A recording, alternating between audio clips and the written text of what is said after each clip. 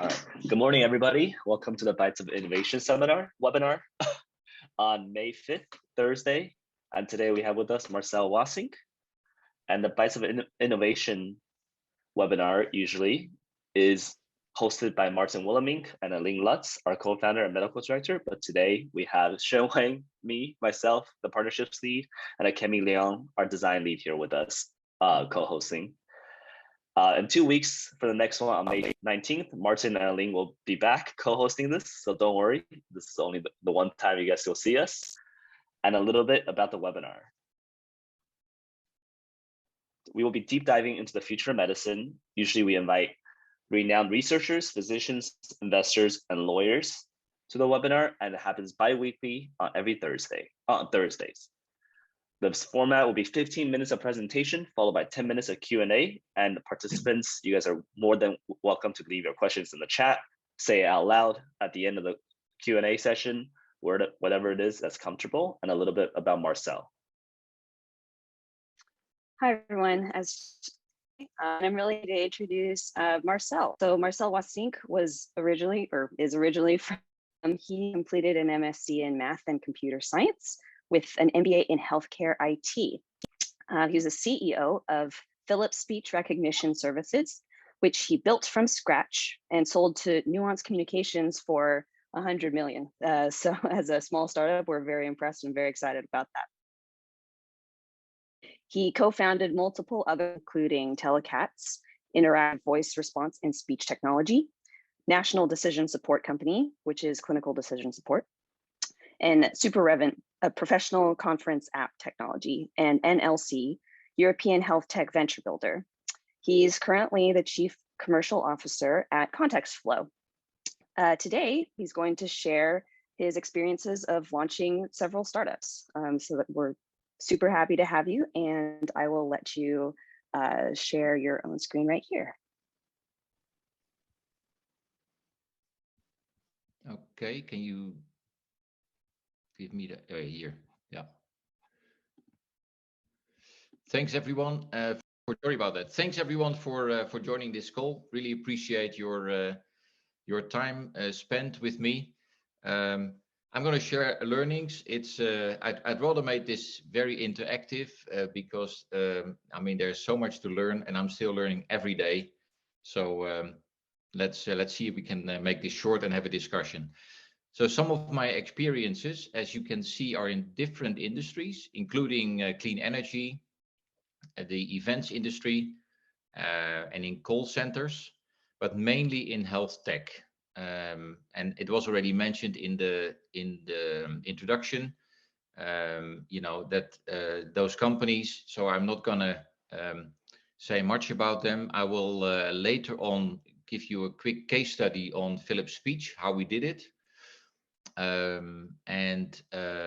Yeah, as to the NLC Venture Builder, that's a venture builder from Europe, where we have a goal to look at patents that don't reach the market from both universities and corporate companies, and then we license those patents after we've, of course, looked at the business, and then bring them to market by building the team around it, including the CEO. So I've been involved in that role in many startups. We have totally built more than 70, and these were some of the startups like Essentia, and I think one of the inventors is even on this call. Welcome, Regent, and others as well with leading universities across Europe. Yeah, so the obvious must-haves for any startups is, of course, the idea. So you have an idea, a product, a service, a software, and what we often found in NLC is that you know the idea, the patent looked great in itself, but we had to look for the problem that it solves, and the problem you know, it has to be there. Otherwise, you cannot have a solution for that, and you cannot help you know, teams to be more efficient or more accurate or whatever the value proposition is.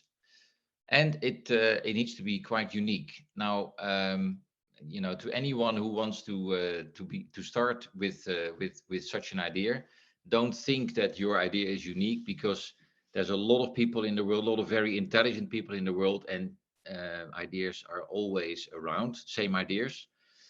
But it really comes down to the execution, and that starts with the people, the team, and the advisors around it. I think that's one of the most important things, after of course the product and the idea, is to have good people around you. I've worked with many young technicians, very good technical talent.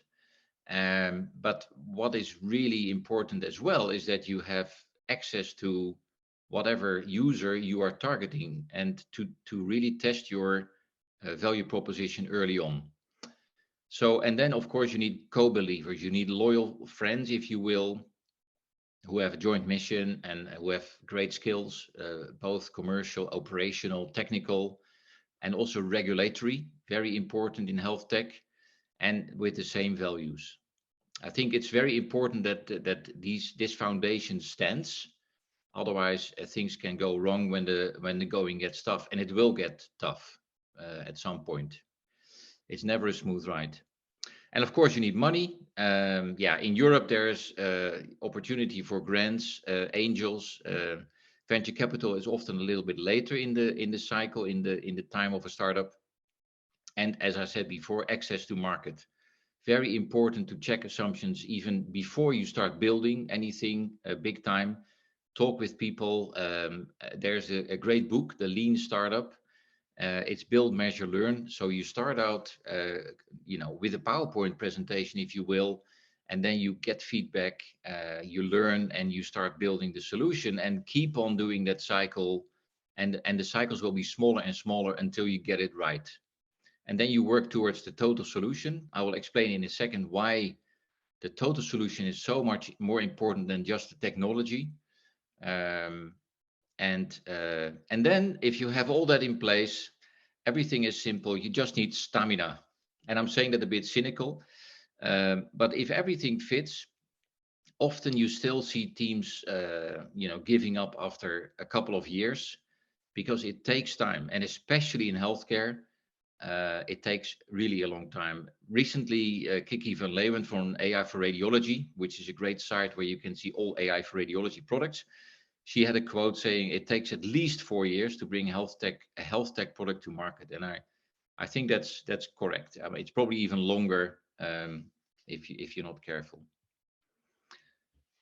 Yeah, then some mistakes that at least I see that are often made in the first year is that you don't build the team, you don't invest enough time in your team, or you're very picky or mean about your share options. Then you wait for the perfect moment to launch.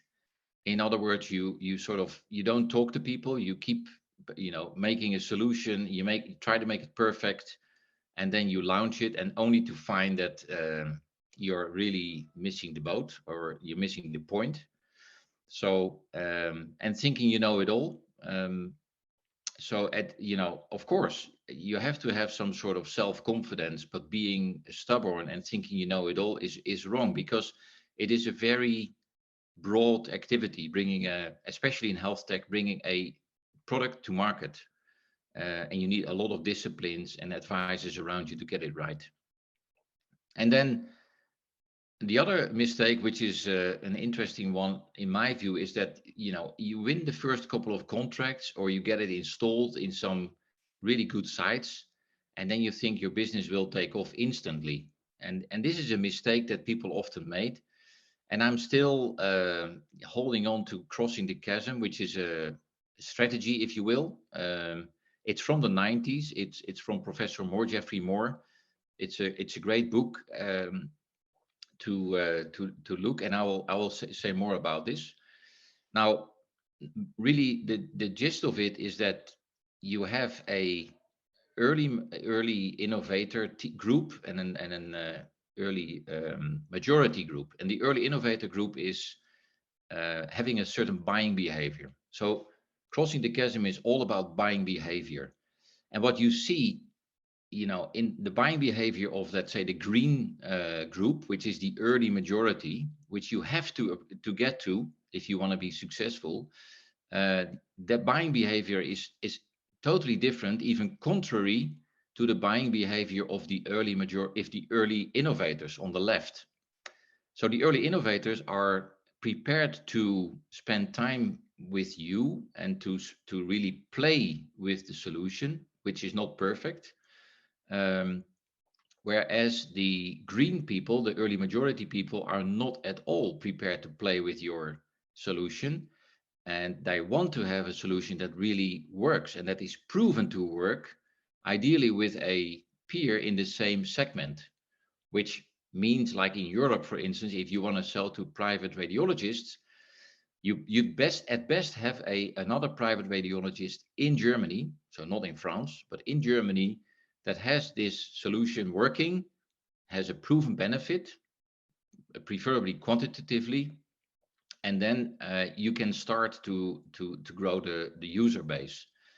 And the user base, once you have that position, is then growing by reference sales, so word of mouth, because your user reference is your best salesperson. It's if people don't trust us from a vendor, but I trust their peers, and that's how you grow. And so it's important to choose a good segment. And a segment has to be like a group of users that credibly refer to each other, meaning it could be like, whatever, university hospitals or private radiologists in Spain, if you will, and you make sure you become used and you get a good reference site in that segment, and then work on your reference work. So create that word of mouth. Now in radiology, it is really difficult to get to that point. And there's also a big contradictory thing in here, because as I said before, getting to a reference site in the early majority is difficult, because these people don't want to play around with solutions, and your solution is not perfect yet. So that is the big thing. So in the meantime, so when you have found a user that is even slightly prepared to work with you, put all your focus on that user, all your focus on that hospital, and make it work. I still have from my Philips days friends in various hospitals that we worked with intimately to go for. And that's why I wanted to talk about that case study of Philips speech recognition systems, which we started with a team in '99. In those days, there were already speech recognition packages for consumers. Philips had a package called Free Speech. IBM had a package. Dragon was around, and there were more. And they were going in the market for 99 euros. Now, Philips said, hey, we can also sell this into the professional markets. And it wasn't obviously healthcare, because Philips was still a big consumer electronics player, was in semiconductors, in lighting, and other areas. We decided to choose radiology. And why? Because transcriptionists were getting short. They were getting to retirement, and it's not attractive to be a transcriptionist or a secretary, because in Europe, the secretaries are sort of transcribing next to their current job. Now, important also is that the report is very critical for patient care. So if you are late, a day late or 2 days late with your report as a radiologist, the patient has to wait a day or two, or the referring doctor has to wait a day or two. So it's in the critical path, so it needs to be fast available. And of course, radiologists are, digitizing early on. They were digitizing early on with PACS systems, and they're more technology adept than other disciplines. So that's why we chose radiology. And then we worked together with innovative hospitals to co-develop, which was later called Speech Magic. And the goal was to maintain the current workflow, so not have speech recognition in the face, because that was too much in those days for radiologists, but have it really bolt onto the workflow and going to digital recording with the famous speech mic, and then have back-end speech recognition. and work even with the correctionist that used to be transcriptionist to make a perfect client. And just an example, we found that when they were listening and reading the text in parallel in sync, they were reading faster than listening. So we decided to speed up the sound without distortion, which became a patent. And this is just an example how important it is to take care of the total solution and the total workflow and make it work into the clinical workflow as it is today, as much as possible. Because changing workflows is a huge endeavor in healthcare. Then you build the potential ROI, and we did it based on the savings of transcriptionists, and it led to annual licenses fees of 4,900 euros, which still gave a business benefit to a value to the radiologists. So compare that to the 99 euros, by which they could sort of buy it in any store. We went for close to 5,000 euros. We had it well integrated initially in some selected, RIS systems like Siemens and Philips. And then over time, we got it integrated into more RIS systems, and we worked into more language areas, and we ended up with 25 languages. And over time, it became part of the infrastructure. And even as a RIS vendor, you could lose a tender if you were not able to offer speech recognition to your customers. So we were in the infrastructure of those hospitals, of the workflows, and we were untouchable. And then new ones had to acquire us if they wanted to enter Europe, which happened in 2008. So that was a quick case study. In the interest of time, I use this example of when we go on holiday. We always say that you have to be cheated upon, or something has to be stolen from you once, at least in a holiday. And when it then happens, it hurt less. And even my daughter just recently went to Mexico, and she had her expensive sunglasses stolen. And she said that this is the one time something got stolen, and we went on with our holiday. So if you expect setbacks, it hurts less. And I call them the 3Ds. So you always have some delays, you have some difficulties, and you need to do dirty work, going through the list with the team, doing whatever you need to do to make this happen, and not just sticking to any job description or whatever anyone thinks he needs to do, but you do it to move forward. And stamina is requested, and is really needed and requested from the whole team. There are times that it will be difficult, but you need that stamina from the whole team. And then finally, my 6 Ps as they evolved over time, and I still use them with my team regularly. So you need to push, keep pushing. Of course, stay polite. But if you're only polite without pushing, you won't get there. So you got to go for your own goals, your own interests, but do it in a polite way. Be patient, which is one of the attributes that I have difficulties with. Stay positive, persevere, and be paranoid as well. Look at competitors, and be slightly paranoid about the situation. And in that whole deal, and the whole sort of life cycle, to deal with this all, for me, what works is to keep fit physically and mentally, and have a very regular life, to be focused on the business. So I'll leave it here. I have no idea about the time. How am I doing? You're doing great. We have about just under 9 minutes for a little discussion and Q&A session. So I see Michelle already started with a question, and Michelle wrote, you mentioned mistakes made in the first year, not investing in a good team of experts like an advisory board. Do you see companies making that same mistakes with hiring? If so, at what stage of growth? That last sentence I didn't understand. Michelle was wondering, do you see companies making that same mistake with hiring? And if they do, at what stage of growth? Yeah, I think at any stage you can hire the wrong people. In general, hiring people is very difficult. You can have conversations, and we make the teams, the main colleagues talk to everyone, to do the interview, be involved in the interview so that everyone is comfortable. I think one of the biggest issues with hiring new people is to admit that you hired the wrong person and to take action quickly.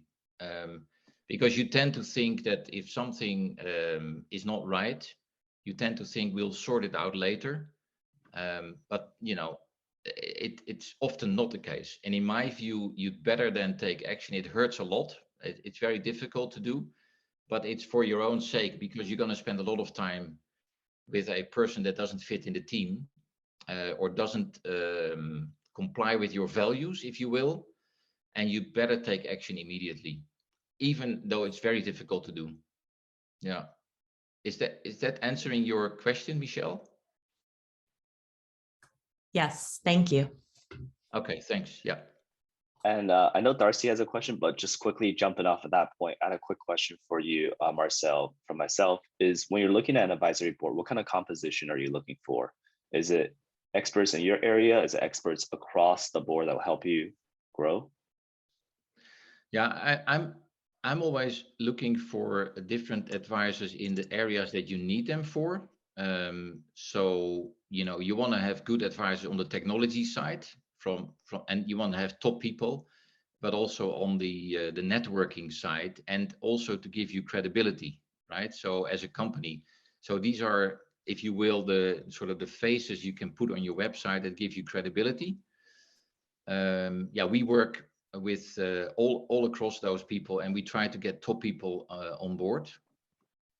Yeah, early on, and that, of course, for an early stage company, and being young and sort of more tech oriented, it's quite difficult to build that trust with, and that's why you need to have people that have that network in your team to then find those advisors around you and get them on your advisory board and on the website.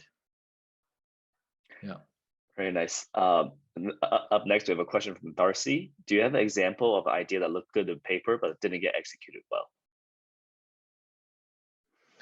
Yeah, several. So within NLC we have more than 70 startups. I'm not sure now about how many have fell through the cracks. It's not a lot, but yeah, every year there's 2 or 3 falling through the cracks. Whereas initially we thought this is a great idea, and then it turned out either too difficult, their competition that came up quickly, team not being right, team getting in a fight. That happens also, unfortunately.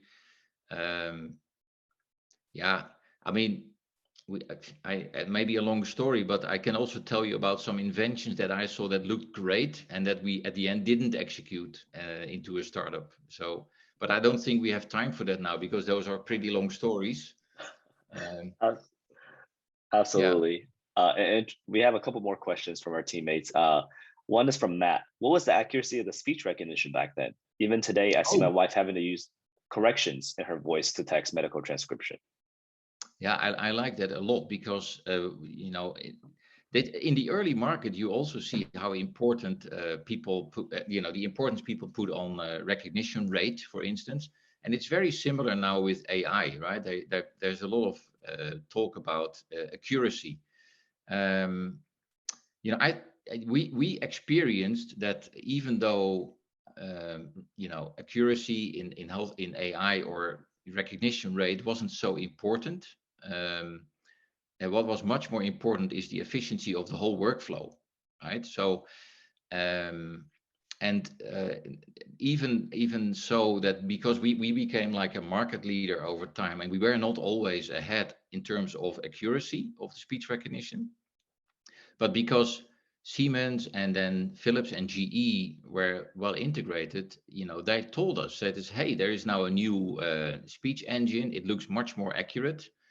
And they pointed us to that, and then they gave us time to increase the accuracy, and because of course, when you have customers as GE or Philips, you don't want to change engines all the time, right? Because you have your salespeople to be trained, your service and support people to be trained, your integration to be done. So it wasn't about the most accurate system. It was much more about the overall productivity increase, which I think is very valid for AI in today's market. I see a lot of parallels with the past. Yeah. And you know, the other thing that I'm always saying with AI as well is that, so with speech recognition as well, that if so the more unclear a person speaks, the more difficulty we have as a human being to understand that person. It's the same for technology, right? So if a person speaks unclearly, you know, which we couldn't understand as a human being, your technology will also struggle, right? That's a very good point. In the interest of time, I think we will end it there. Thank you so much, Marcel, for coming and sharing your wisdom with us. Beautiful presentation. And thanks everybody for your wonderful questions. In 2 weeks, on May 19th, we will have Elizabeth G. Litton, an attorney and partner and chief privacy and HIPAA compliance officer at Fox Rothschild LLP. She'll be talking about regulatory and ethical considerations for using de-identified patient data for AI. That one will be co-hosted by Aline and Martin again. So thank you everybody for your time. And thank you, Marcel, most of all, for this wonderful presentation. Have a great day, Pleasure. everybody. Thanks everyone for being here. Thank you, everyone. And Marcel, quick before we leave, how can people reach you? How can they find you if they want to talk to you a little bit more? Yeah, best is LinkedIn or marcel@contextflow.com. Sounds good. All right. Yep. Thank you very much. Have a wonderful Right. day, everybody. Yeah, bye.